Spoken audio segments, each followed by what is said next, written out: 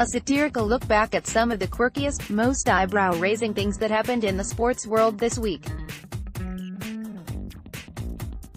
Roger and out? No kidding. Roger Federer, the 20-time Grand Slam champion, was denied access to a locker room at the Australian Open by a nitpicking security guard because Federer didn't have his ID badge on him. Tennis pundits immediately credited the Barney Fife wannabe with the backhand of the tournament. At sportsfickle.com, crap. Every airline and car rental service is already totally booked to go see Harold Bainshoff induction. At theonion.com, Simboni jams up after running over large patch of loose teeth. Pitcher Adam Ottavino will become the first player in Yankee history to wear jersey number 0. Manny Machado and Bryce Harper, not to be outdone, are holding out for the simple dollar. The NBA champion Warriors paid a visit to former President Barack Obama in D.C.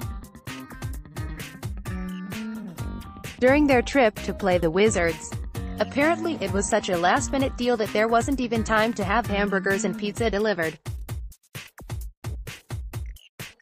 Muhammad Ali's Kentucky hometown will honor the late heavyweight champ by renaming its airport Louisville Muhammad Ali International Airport. Arriving pilots will henceforth be credited with landing a good one. Sure sign you have a gambling problem. You bet your last paycheck on pro wrestling matches.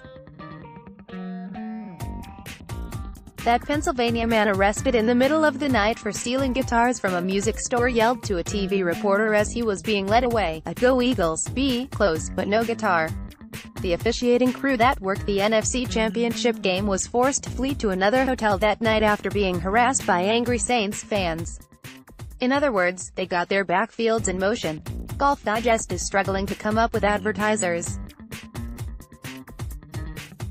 New in-house marketing slogan, "Get out of the hole." Brad Rock of Salt Lake City's Deseret News, on the Kansas City woman who reportedly makes $40,000 a year by offering comfort as a professional cuddler. Sources say the Cavaliers have booked her for the entire month of February. Fox's Michael Strahan, after Rams RBCJ Anderson blamed the 10 pounds he gained on man pregnancy weight. Thank goodness she's not having twins. Mike Messina, to fellow pitcher Mariano Rivera, on doing their part to get Edgar Martinez, who hit .308 and .579 against them, respectively, into the Hall of Fame alongside them. I helped too. Not as much as you did. Megan Marie, 35, of Kansas City says she posts pictures of stunning panoramic views from her hiking adventures, featuring her naked backside right in the middle of them, as a way to make her exes jealous. Which certainly qualifies her as an outdoors buff. Soccer icon Cristiano Ronaldo is expected to pay a hefty fine but escape a 23-month jail sentence in Spain if he agrees to plead guilty to 4 tax fraud charges as part of a plea deal. That's what you call getting a red card reduced to a yellow. Albert Breer of C.com, on the blatant pass interference non-call in the NFC Championship, Rams corner nickel Roby Coleman was on time for the hit like the Giants used to be on time for Tom Coughlin's meetings, about 5 minutes early. Comedy writer Brad Dixon, via Twitter, on the difficulty of keeping up with all the NFL rules changes. For example, until watching the NFC Championship game today I did not realize that pass interference is now legal. Steve Simmons of the Toronto Sun, not numbed by the Patriots' 8th straight AFC title game appearance, I will watch a great movie over and over and listen to Sinatra regularly. Greatness does not bore me. Rams punter, holder Johnny Hekker, after Greg Zuerlein won the NFC Championship game with a 57-yard field goal in overtime. Watch for a bunch of babies in LA being named Greg tonight. Janice Huff of leftcoastsportsbabe.com, on the NFC title game, who knew the answer to "Who dat say gonna beat them Saints?" was the refs. From @Barbara3407, baseball free agent Bryce Harper, confirmed, "Just call Tony Romo to see where I'm going to play next year."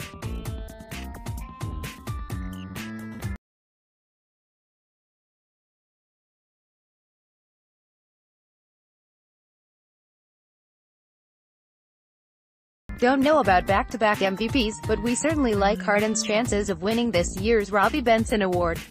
CBS has rejected a Super Bowl ad for medicinal marijuana.